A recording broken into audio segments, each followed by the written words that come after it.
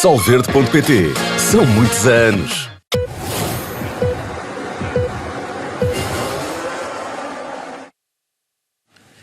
Olá e bem-vindos a este podcast F1 na Sport TV. Estamos no rescaldo da época de Fórmula 1, referente a 2023. Ainda há muitos temas a serem debatidos, há muitas perguntas que vão fazendo e vão enviando para cá. Trouxe o Sérgio Veiga para debater alguns temas que pretendemos que ajudem. De estimação. Não, trouxe alguém para me salvar. Trouxe alguém para o meu auxílio, para me resgatar das garras da análise. Espera, isto também não ficou bem, que eu não fui fazer análise. Mas pronto, adiante. Trouxe o Sérgio Veiga para ajudar a deslindar, nomeadamente algumas perguntas que nos fazem, até trouxe umas cábulas e tudo, desta vez.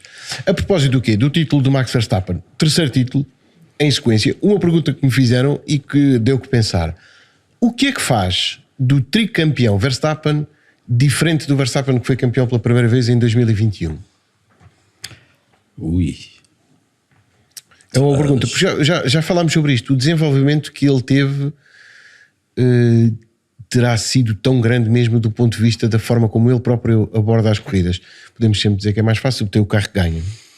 Pois, digamos que há um desenvolvimento a par, não é? O desenvolvimento do piloto, que houve de facto uma evolução como piloto, também foi ajudada pela evolução dos carros que teve, porque já o carro 2022 já foi muito mais dominador e fácil. Quando nós usamos aqui a palavra fácil é sempre em de forma muito relativa, não é? Mas foi mais fácil do que era o carro 2021 para ganhar corridas. E o deste ano então nem se fala em relação ao do ano passado e portanto isso também o ajuda a evoluir enquanto piloto, em especial em corrida, na forma como gera as suas corridas, como reage a pequenas adversidades que lhe possam acontecer, como uma qualificação menos conseguida ou qualquer penalização que possa ter,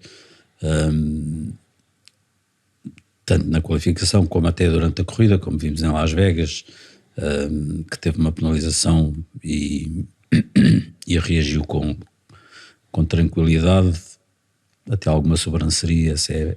Esse é o lado em que ele ainda tem que evoluir um bocadinho para se tornar um piloto verdadeiramente carismático. E quando eu digo um piloto verdadeiramente carismático é um piloto que é admirado tanto pelos seus seguidores como pelos que não o são. Sim. E portanto é um piloto que é admirado por todos, mesmo por aqueles que não são fãs dele. Eu acho que o Max Verstappen ainda não atingiu esse plano, até porque temos tido nos últimos anos, principalmente desde 2021, uma Fórmula muito polarizada e portanto está muito dividido entre os que gostam de um e os que gostam do outro, e portanto torna-se mais difícil atingir esse patamar de haver um piloto que seja admirado por toda a gente. Mas portanto isso são pequenas coisas, pequenos traços até de personalidade que ele poderá ter que limar, se é que lhe interessa atingir esse patamar de carisma, de ser admirado e apreciado por todos os amantes de Fórmula 1. Mas respondendo a essa questão, não sei, se queres que te diga, não sei, porque eu vi este ano, por exemplo, fazer, mas muito poucas vezes, muito raramente, vi-o fazer uma ou duas coisas iguais às que tinha feito em 2021, como aquela discussão pela liderança na corrida em Las Vegas, que ok, tem a desculpa de que o piso estava muito escorregadio e tudo, mas atirou o para fora, é evidente.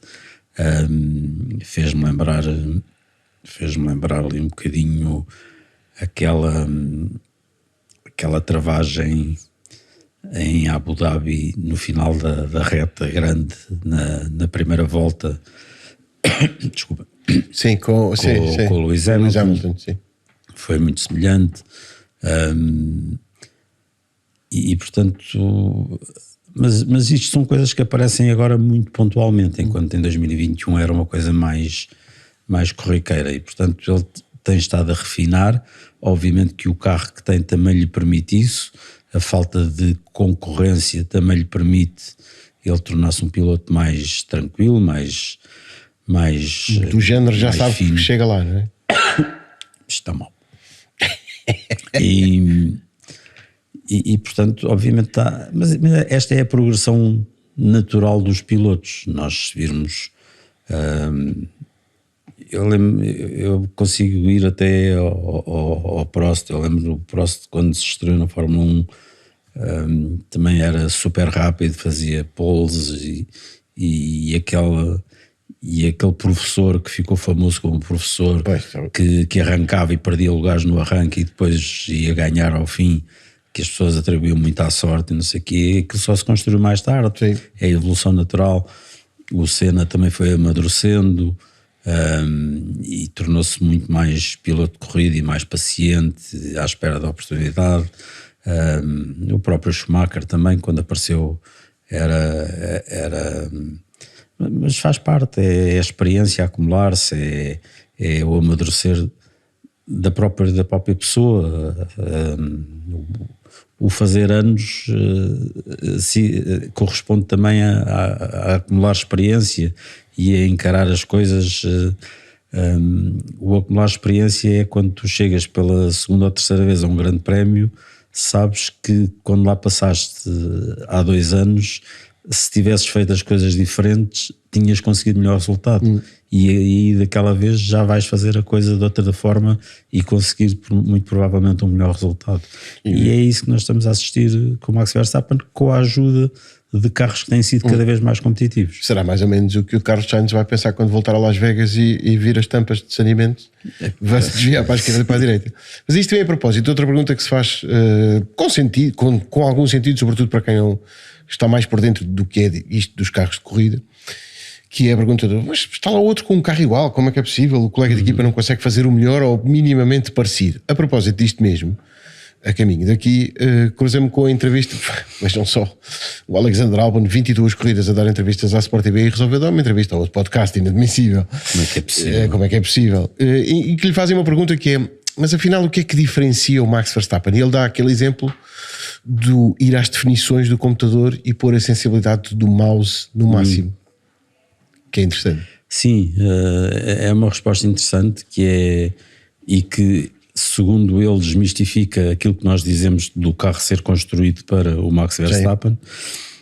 Apenas que ele utiliza uma afinação com uma sensibilidade tal que só ele é que consegue extrair o máximo daquele carro. O carro é de tal forma sensível que ele dá esse exemplo, que é nós irmos às definições do computador e pomos a sensibilidade do rato no máximo, que não consigo mexer nisto. Qualquer toquezinho que damos no rato, o rato desaparece lá para cima. E pronto, e essa é a sensibilidade com que o Max Verstappen anda com o carro e que, portanto, para os outros é muito difícil conseguirem controlar o carro. Eu por acaso só acho estranho que não se consiga, e nós falámos sobre isso na sequência dessa entrevista do Albon, que do outro lado da garagem não se consiga amaciar essa sensibilidade para o outro piloto conseguir ser igualmente rápido. Não haver essa possibilidade, porque isso de facto é uma característica que tornará o carro mais difícil de pilotar para o outro piloto. E se é impossível fazer isso, então temos que concluir que de facto o carro é feito para o Max Verstappen. Porque se o outro piloto quer um carro que eu não consigo lidar com estas reações tão apuradas, então eu quero um carro cujas reações sejam mais previsíveis, e o engenheiro vai lhe dizer, esse carro é um segundo mais lento, então sim, o carro em si é feito mais para um piloto do que para o outro. Pois, mas eles não têm, quer dizer, uma equipa de Fórmula 1 tem ferramentas, não são infinitas, mas tem um rol vastíssimo de ferramentas. será que é impossível tornar... Nós não estamos a falar de tornar uma coisa que é super reativa numa coisa que é mole e fácil de guiar. Não, estamos a falar de baixar um bocadinho o grau de reatividade para se tornar uma coisa...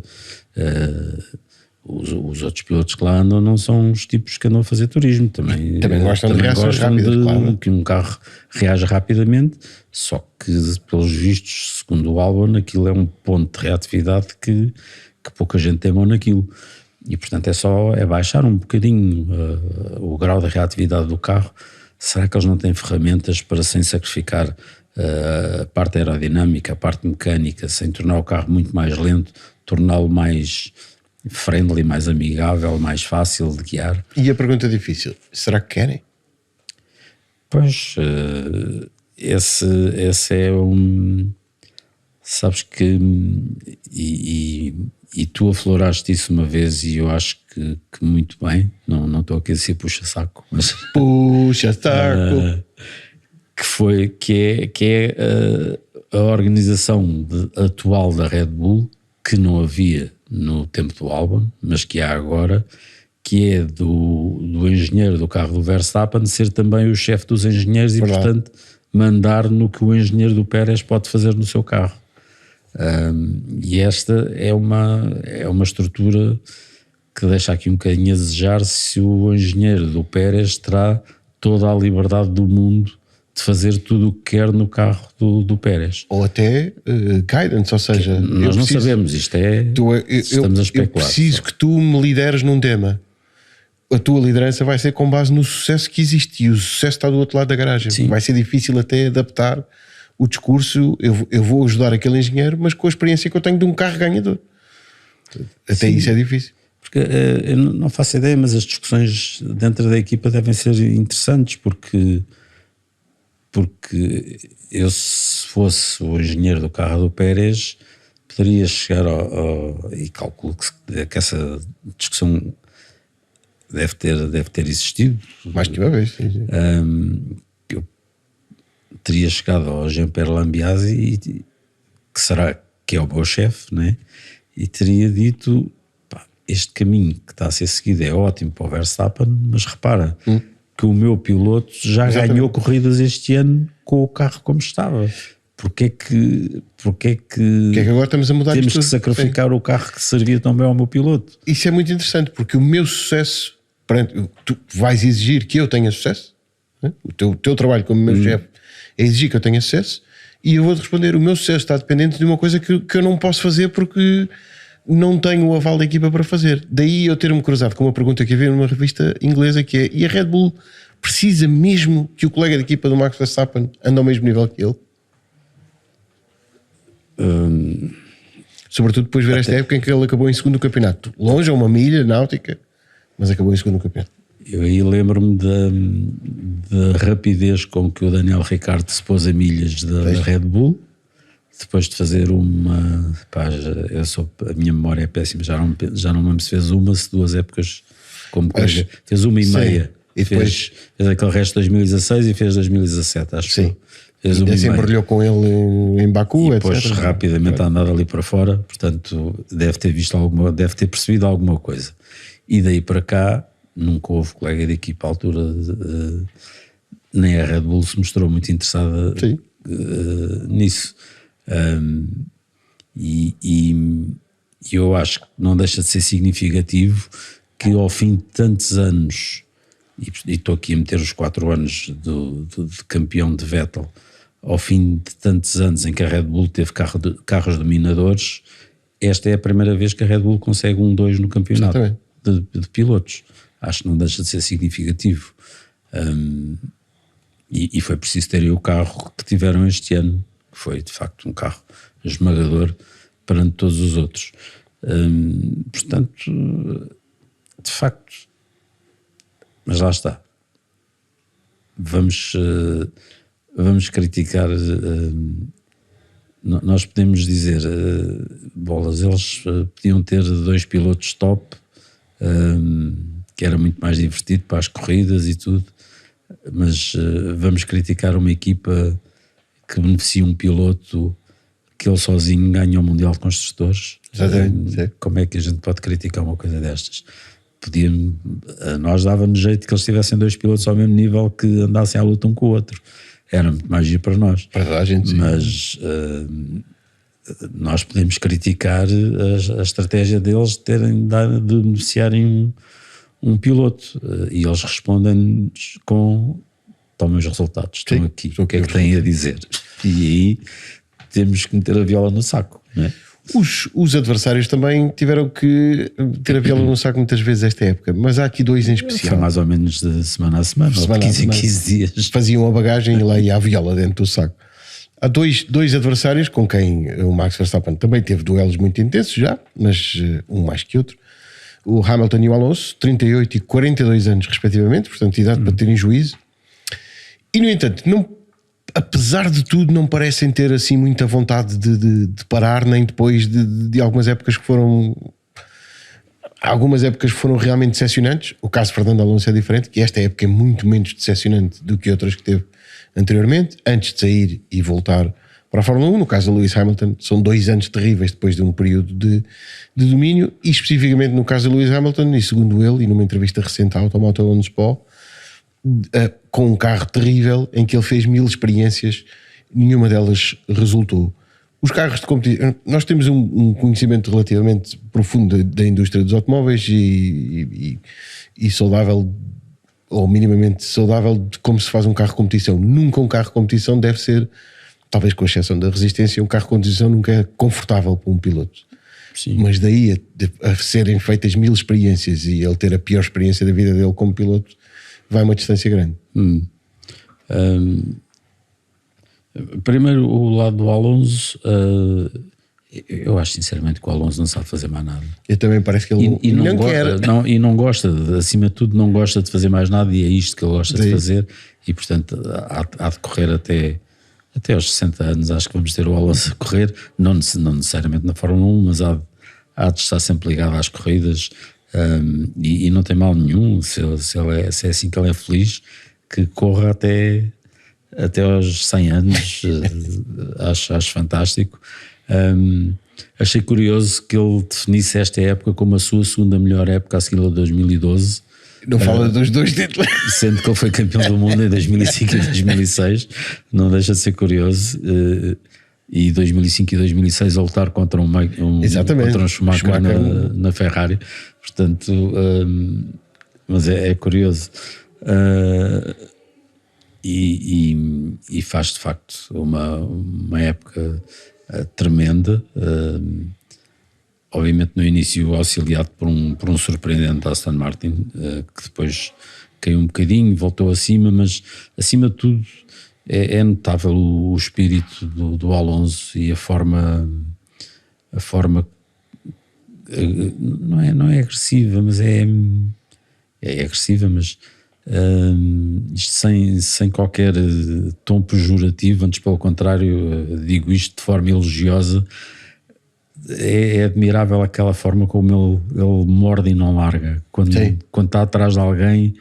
Ele morde e não larga, e não, aliás, o Grande Prémio do Brasil foi acho que é a melhor ilustração do que é o Alonso. Ele próprio explica, não é? Pronto, já me passou, mas espera lá.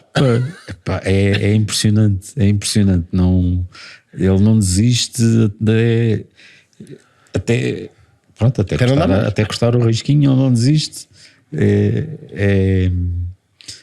Há um filme, deixa-me só ir dar assim uma voltinha que não tem nada a ver. Há um filme que eu adoro, que é o primeiro filme dos Monty Python, que é o Cálice Sagrado, e que há um cavaleiro negro que está a guardar uma ponte para o rei Artur não passar, que o rei Artur lhe corta um braço, depois corta-lhe as 2 pernas, ele está completamente desmembrado e diz que anda cá, eu morto, estás com medo de mim, eu morto. E o Alonso é assim, pode estar sem rodas, sem nada, mas ainda lhes morde se for preciso. E de facto notável, é fantástico, e manter este espírito aos 42 anos. Não é que os 42 anos sejam velhos, para mim então é novíssimo. Sim. Mas estamos a falar de atletas de alta competição, não é? Mas reage a épocas terríveis. O Hamilton é o oposto.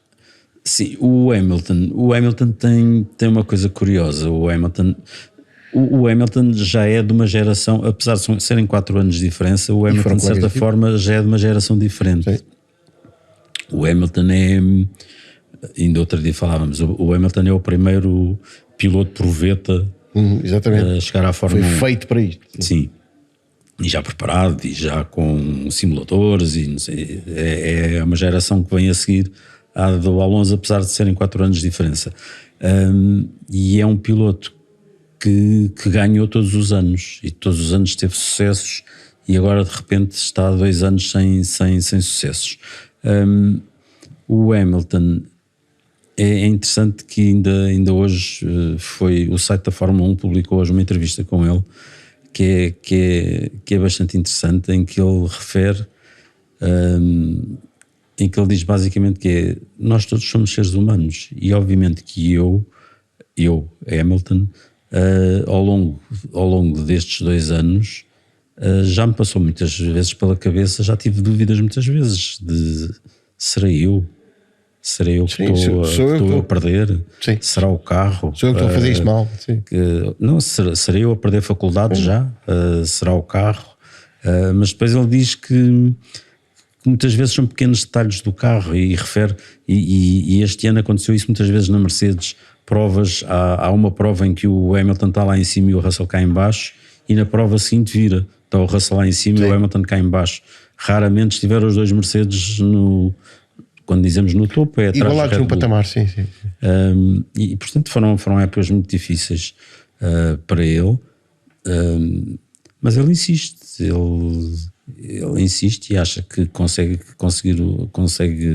chegar ao 8º título, e tem sempre esperanças de que para o ano é que é. Aqui há dias a falar com um adepto de Fórmula 1 que nos manda muitas mensagens e troca algumas impressões connosco, que eu sugeri uma coisa a propósito da geração notável que temos, liderada pelo Verstappen novamente, mas que inclui o Verstappen, o Norris, o Leclerc, o Russell, o Albon, todos estes rapazes que fizeram parte da mesma geração, alguns deles que estão habituados a correr uns contra os outros desde há muito tempo, e que agora vai até ao Piastri, que é o mais novito deles todos. Sim. E alguém dizia, pois ok, mas desses todos só o Verstappen é que ganha, porque está lá há muito mais tempo do que eles, entrou com 17 anos, porque se olhares para os últimos anos, esta geração é toda incrível, mas têm ganho os mesmos. E diz, estes mais velhos, Hamilton 38 e Alonso 42, dão muito mais garantias do que os mais novos. Garantia de experiência e trabalhar em equipa, não duvido. Mas por outro lado, o talento ainda continua a valer muito. Mas eu acho que essas análises são pontuais, porque o Hamilton o ano passado foi batido pelo Russell no campeonato. Este ano andou ali taco a taco, em qualificações acabaram empatados. Este ano o Hamilton acaba por fazer um bom campeonato, acaba por ser terceiro no campeonato, atrás dos pilotos da Red Bull, de maneira que é o melhor dos outros, portanto acaba por fazer um bom campeonato, mas tem muitos altos e baixos, e alternando com o Russell dentro da Mercedes. Não sei, porque nós vemos o Leclerc a fazer ótimas corridas também. Eu acho que depende muito. O Alonso destacou-se porque de facto o Aston Martin apareceu no início do ano como uma força inesperadamente muito boa e acima de Mercedes e Ferrari. E de facto a quantidade de pódios que o Alonso fez consecutivos no início do ano destacou definitivamente no campeonato, e foi muito à custa disso que ele conseguiu o 4º lugar. Não sei, eu não faria uma comparação definitiva entre que o talento dos mais velhos justo, não, acho que não. Nem é particularmente justo. Mas falavas na Ferrari, e o caso Ferrari é curioso. O Leclerc e o Sainz passaram de uma temporada em que tinham um carro que realmente podia estar a lutar por vitórias, para uma época em que o carro dificilmente estava na luta pelas vitórias, uma outra pole, sim, sem dúvida, e temos a exceção de Singapura, como sabemos. Com tanta reestruturação e mexidas em cargos importantes na equipa, saiu entretanto o Laurent Mekies, saiu o Sanchez, etc. Sem resultados evidentes, como é que podem o Leclerc e o Sainz estar envolvidos numa espécie de comboio para lado nenhum? Vai-se falar da renovação deles inevitavelmente, vai continuar a falar-se? Sim. Lembras-te no início do ano,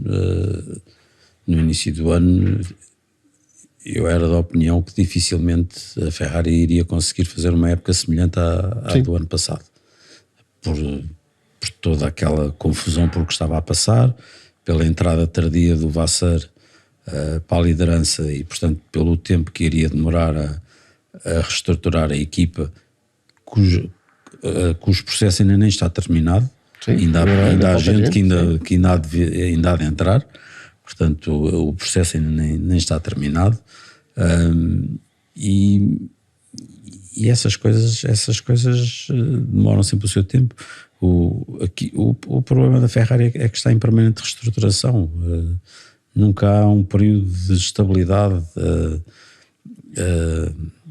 A Red Bull tem uma estabilidade e as caras são quase sempre as mesmas de um ano para o outro. Décadas, de mais de 10 anos que tem estabilidade, mesmo quando passou aquela travessia de deserto de andar ali a tentar o início com a Mercedes, na era Mercedes, conseguiu manter uma certa estabilidade. A Mercedes também, melhor ou pior, perdeu muitos elementos, mas vai conseguindo uma certa estabilidade. A Ferrari não consegue ter essa estabilidade, e isso paga-se caro ali, àquele nível já paga-se bastante caro, e afinal agora vamos ver aquilo que se apontava ao dedo ao Binotto, que era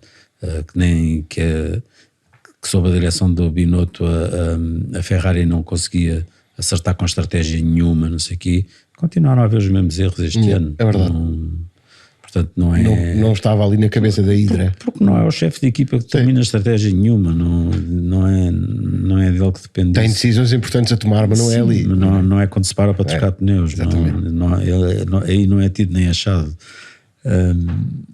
E portanto, houve alguns sinais agora, mais para o final da época, que o carro evoluiu um pouco, tornou-se até mais rápido que os Mercedes, mas eu acho que eles ainda têm muito trabalho para fazer. Não sei se... refazer um conceito todo do zero, não é? Não, isso, se metem nisso é trágico. É trágico. Não, há gente a temer o pior. Os Mercedes se vão meter nisso, com certeza. Mas eu não sei se também eu às vezes vejo pequenos erros que me deixam na dúvida se, sendo excelentes pilotos, muito bons pilotos, se o Leclerc e o Sainz têm a solidez estrutural de um Verstappen e de um Hamilton para liderar de facto uma equipa como a Ferrari a crescer para chegar a um topo como a Red Bull e a Mercedes. Quem lá chegar vão ter que o provar. Sim, mas porque eles são excelentes pilotos e leem muito bem a corrida. Nós vemos tanto melhor que os engenheiros às vezes. Vemos o Leclerc e o Sainz a lerem a corrida. Sim. Lá dentro, até melhor que os próprios engenheiros. Mas eu acho que é preciso mais qualquer coisa, e eu não sei se é preciso mais qualquer coisa nos bastidores, e eu não sei se eles têm essa capacidade de ser eles a puxarem pela equipa, como o Verstappen e o Hamilton também fazem. Como a dada altura o Schumacher também teve que bater o pé lá dentro. O Schumacher fazia isso melhor que ninguém. Sim. 2024 vamos ver o que Ferrari, Mercedes, McLaren, as outras equipas têm como argumento ou como contra-argumento para tentar evitar um ano de novo domínio da Red Bull. Mas eu queria, a propósito de 2024, e teremos muitas oportunidades de falar sobre isso, só tocar neste tema para fechar, Sérgio. 24 grandes prémios de fevereiro a dezembro. Se os sinais de exaustão já foram por demais evidentes em 2023, e esta última corrida mostrou bem, já estava tudo a rastros, mesmo a tomar decisões, às vezes o cansaço se nos afeta a nós, quero imaginar a eles, não é? Sim. A toldar a tomada de decisão. Que riscos realmente sérios corremos todos em 2024? Ou as equipas assumem definitivamente e têm que falar com a FIA e com a F1, com a Fórmula 1 para ver como é que se pode alterar o teto orçamental para albergar duas equipas de Duplicar mecânicas para duplicar staff, ou então eu não vejo isso Terrível. com bons olhos. O Russell, no fim agora dos testes, no fim da corrida, vai dizer: nós pilotos, nós somos tratados nas palminhas, mas há aqui gente que está desgraçada. São 4.000 pessoas que andam aqui a arrastar-se, parecem uns zombies, e isto não pode ser. E para o ano alguém tem que fazer alguma coisa sobre isto, porque estas pessoas vão morrer aqui a trabalhar e não... Ou vão fazer outra coisa na vida, porque não vão fazer outra coisa na vida. E corremos o risco de perder as melhores cabeças para isto. Nós assistimos agora no fim do ano a 2 fisioterapeutas a abandonarem a Fórmula 1. Logo eles têm o domínio do desempenho físico do que se passa ali, físico e mental. Decidiram deixar a Fórmula 1 e vão trabalhar para outros lados. E tínhamos tido o exemplo da Ângela que pediu ao Luís: pá, já chega. Outra, exatamente. Vou fazer outra coisa na vida, porque isto... E para o ano é desde 21 de fevereiro até 8 de dezembro. Começa nos testes. É verdade que há ali uma pausa depois em outubro, além da pausa de verão, mas é muito violento. E várias 3 vezes seguidas. E o final do ano é para matar. Sim, é terrível. Quando tens Las Vegas, Qatar e Abu Dhabi tudo seguido, Las Vegas, Qatar com 11 fusos horários de diferença, Las Vegas com 10 graus, Qatar com 38, é para matar, não faz sentido nenhum. Espero que toda a gente se mantenha saudável. Espero mesmo que aí desse lado e quem está na Fórmula 1 que se mantenham saudáveis, e que a época 2024 possa dar muita conversa, mas não por isso. Temo que talvez seja tarde para tomar uma decisão nesse sentido, mas cá estaremos para confirmar. Teremos também mais episódios do F1 na Sport TV. Obviamente não vamos deixar a sua companhia. Desde já agradecendo ter estado desse lado. Obrigado, Sérgio Veiga. Obrigado. E até depois.